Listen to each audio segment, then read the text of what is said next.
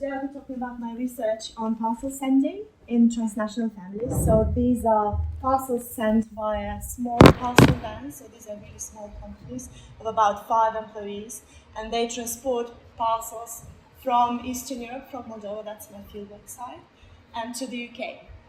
And this has been going on since the 90s, so post-Soviet period, in independence, and ever since it has spread basically all across Europe. So these parcels are being driven from Moldova to most European countries. And also this phenomenon occurs in many other parts of the world, like in Central America, and basically there are slightly different types of parcel sending practices, but basically this is not an isolated phenomenon. So what happens is that people send parcels to their loved ones. Usually it's both ways, from Moldova to the UK and from the UK to Moldova. And these are migrants sending to their families and families sending back. And this is once a week, a 3-day journey, quite a difficult trip. And on an average trip, they transport about 500 parcels one way. And during peak times, so for festivals or holidays, important moments, they can take up to 1,000. And that's just per company. So they're really, really small again. So for them, this is quite a big volume. And the cost per kilo is 1.5 pounds each. So that's a cost involved as well. I would like to talk about 3 composite characters. So I'll be talking about uncle, George, which is the Moldovan pronunciation. He's the migrant who lives in the UK, and Maria, who is his mother, who lives back home in Moldova. So uncle is in his 50s. He's been driving a lorry back before the 90s. He's had quite a difficult life, but now he works for one of these companies. So his duties are quite diverse. He packs the parcels, he drives the van. So this is one of the vans that they're transporting. They're not very big, really packed, really tightly with parcels. He distributes the parcels. He does some admin work. He takes calls and so on. And he also coordinates the network with other drivers, and he liaises with other company employees and so on. So he works in this really little hole-in-the-wall office that's really cold in winter and really hot in the summer. And sometimes the flow of customers is really high, so he might see up to, 60 customers a day. Then he drives the van for 3 days, just with another colleague. He sleeps in the van, and then the collection points in the UK are really kind of these back alley places where you can find free parking, and where people can just come and collect the parcels at any time of the day, of a particular day. And then they return on this journey, and they deal with border crossings. So there are 4 border crossings involved. So they transit the EU and so on. And he also has this really complicated life story where his own family is affected by migration. So he has 2 children. They both live abroad, each in a different country. So he really knows his clients, and also he gets involved in their lives, so he knows the life stories and so on. Also, he helps them pack the parcels in a way in order to minimize any sort of intervention at the borders. So he advises them on what can be sent and so on. And finally, he even repacks the parcels if he feels like the packaging is too loose and so on.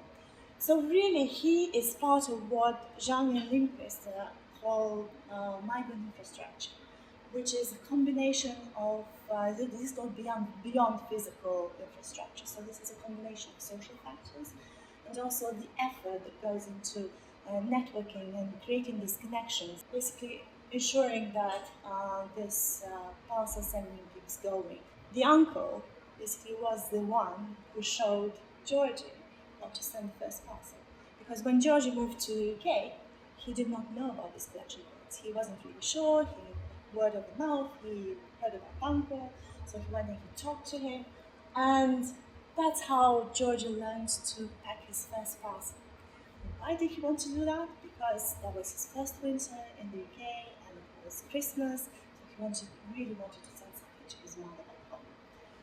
And he started with a small package with a few items, a few Christmas gifts, and a little chocolate from the UK. But over 2 years, he started to develop a pattern of sending. So he found out more about parents. He found out about what their parents would prefer. So over time, he started to send regularly, almost every week.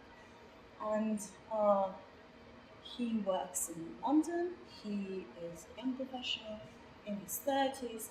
He works in a nice office. So for him, going to these really slightly seedy places is a bit of an effort. It's a bit out of his way. It's not in the part of the city that he lives in. However, he still makes this effort to go and send every week. And he makes an extra effort when it's his mother's birthday. So George and his mother, they represent this transnational family. So it's a family that continued to interact with each other, they continued to be a family, despite the fact that he left. So if you look at it from a temporal perspective, it's what Mann calls temporal reference points. So when the migration happens, this is the moment which separates their life, the transnational family's life, into before and after. So before migration happened and their life now. And then together, they continue to build their lives across borders. So they have to reconfigure what they do together as a family in this transnational space, which is not physical anymore. So they have to create co-presence. They have to be together in some ways. And that's why they keep constructing the future, and they keep referring to very important moments in their lives, like the birth of a child, or an illness, or a personal success, thinking in terms of time mapping. And so that's what Jan calls personal impression of time. So it's not linear anymore. It's kind of a combination of all these social factors. And parcel sending becomes one of central practices within this nexus, because that allows the two to stay in touch continuously. So that minimizes the effect of that rupture in time that happens when migration happens. So he keeps sending this all the time, and that creates this connection, this lasting connection, which is also complemented by kind of more traditional ways of communicating, over the phone that transferred into these social media platforms and these WhatsApp calls, video calls, and so on. So actually, the items that are sent via this process are being interacted with on video calls. So that kind of reenacts the presence of all family members within that moment in time. So what happens to Maria? What happens on her end? So she's in her 60s. She has just retired. She lives in a kind of a remote village in the north of the country. So she doesn't have easy access to this collection of sending points. She looked at it a bit weirdly. She said, "Okay, that's a good possibility for me to send you something that's produced at home, something that I made, and something that grew on my land." So that's the main idea for her sending. And she started packing over winter. She packed meat, kind of homegrown items, and then she started responding to her son's sending by adjusting the contents of the package. Now she started to receive items from the son that she'd never tasted, she never tried.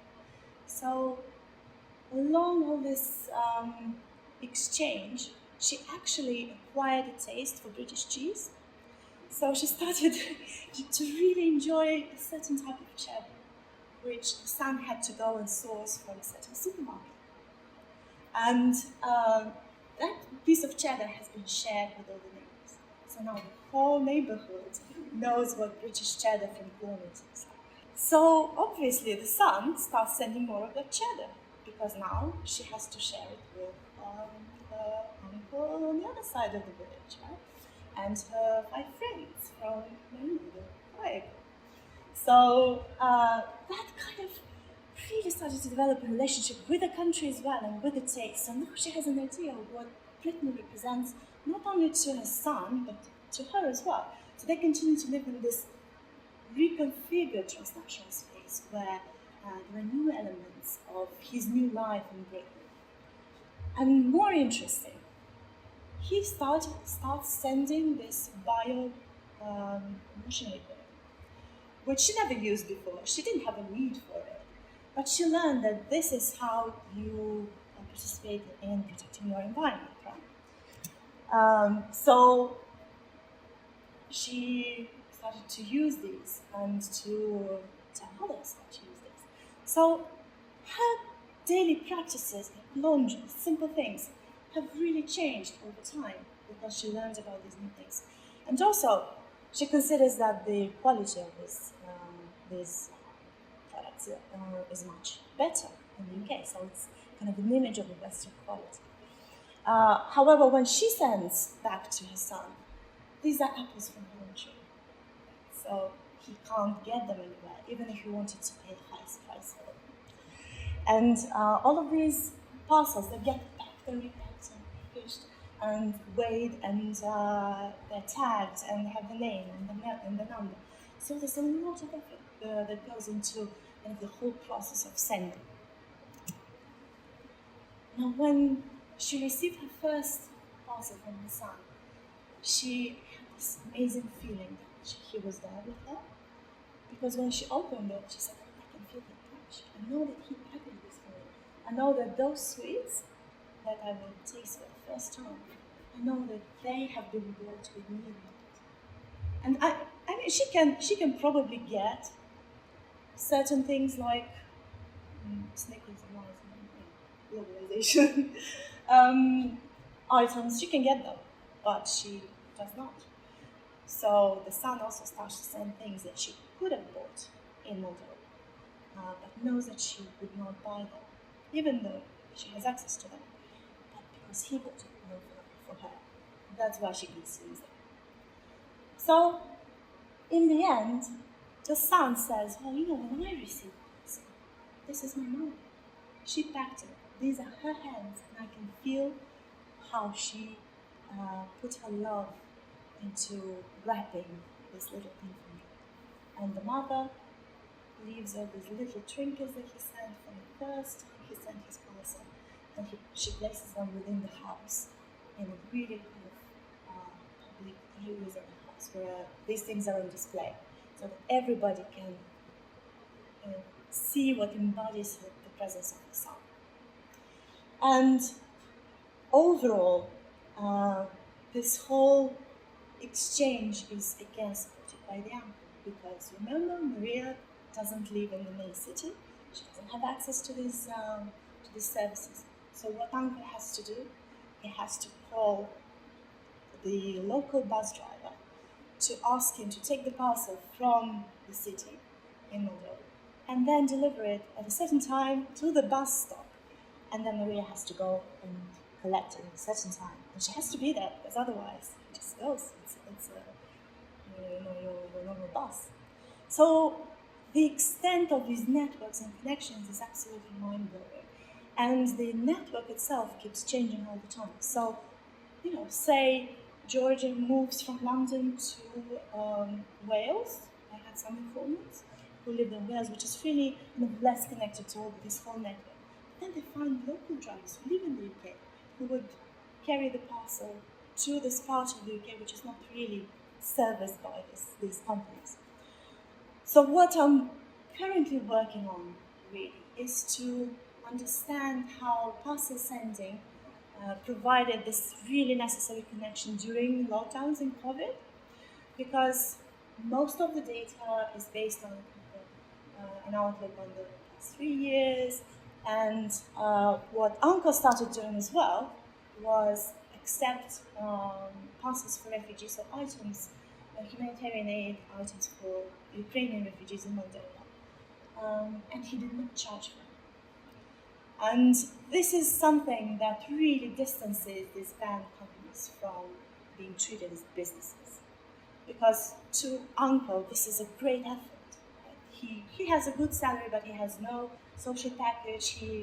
He's not protected in any way. So whatever uncertainty comes his way, he has to deal with it. It's not the government. The government only wants to tax him. So at this point, my focus in this research is also on how Ukrainian refugees in Moldova, which is a huge number compared to other countries, so it's just neighboring, are also treated as kin for these transnational families, and how they mobilize these networks to help refugees as well, alongside their staying in the country. So basically, this is my research in a nutshell, and I hope that it was interesting for you. And again, this is just a snippet of one company's activity, but this is part of a really global network of research process. So thank you very much for your attention. Does anyone have any questions for Sanda?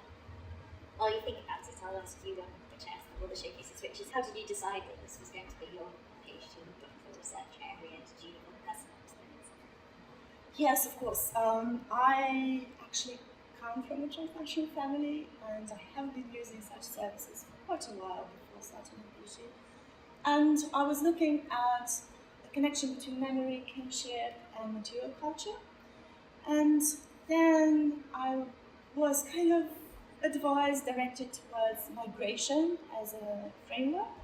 So I thought, oh, actually, this brings together all these elements. And I wanted to understand why people continue sending, because I continue sending for absolutely no economic reason. I mean, this is expensive and difficult.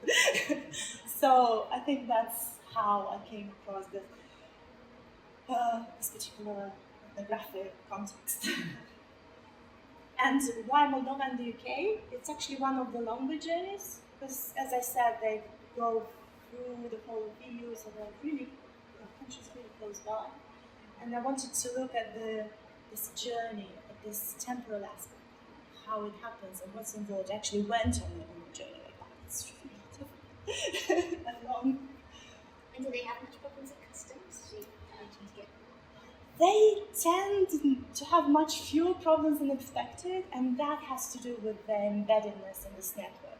Because the custom officers, it's there are several shifts, so they basically know most of them.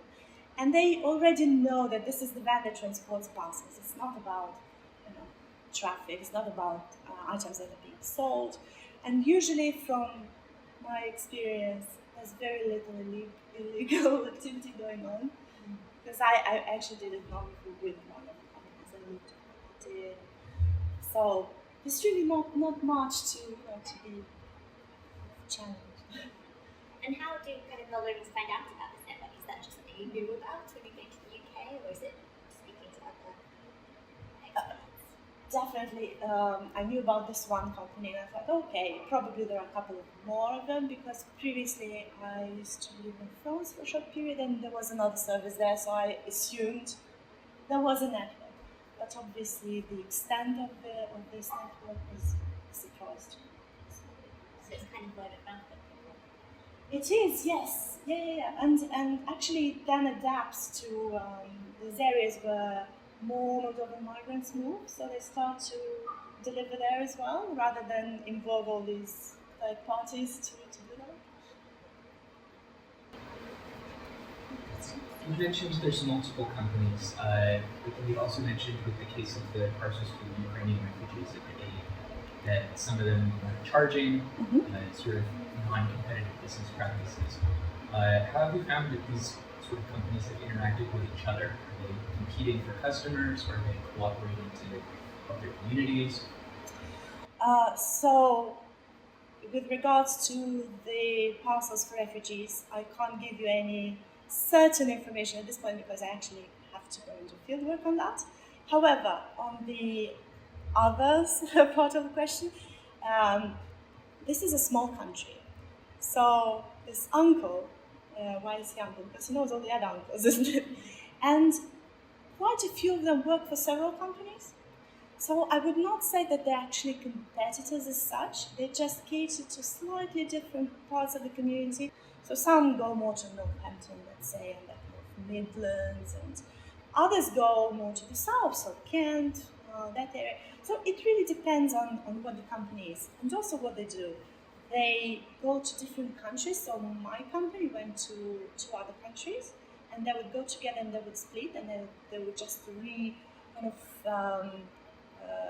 redistribute all these packages between several vans. So, and they also work with each other, these companies. Yeah. So whenever somebody needs something, they just contact the different companies. Oh, I can just drop this off onto your van. So yeah.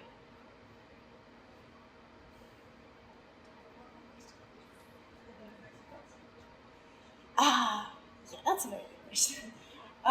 So there was a huge fear that Brexit would definitely affect the service, and not just the service, but generally transnational exchanges.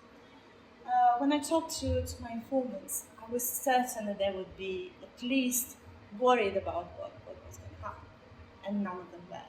Not company employees, not customers, nobody. The only thing they said was, well, we've been through so many things before, so we'll get through this. It's not an issue. They always find a way. And it looks like they did. So, yeah, but I think it also has to do with the fact that Moldova is not part of the EU. It has never been part of the EU. So the border practices roughly stay the same. Initially, there were kind of longer waiting times, but that's fine. Great. Well, just about reached our bus, so we can finish there. But thank you very much, Sanda. It was really interesting to hear about your work. Look forward to hearing about the next phase. And yeah, thanks everyone for coming, and we'll see you next week. We'll be in Marshall. Okay. So, thank you. Thank you very much, Lisa. Thank you, everyone.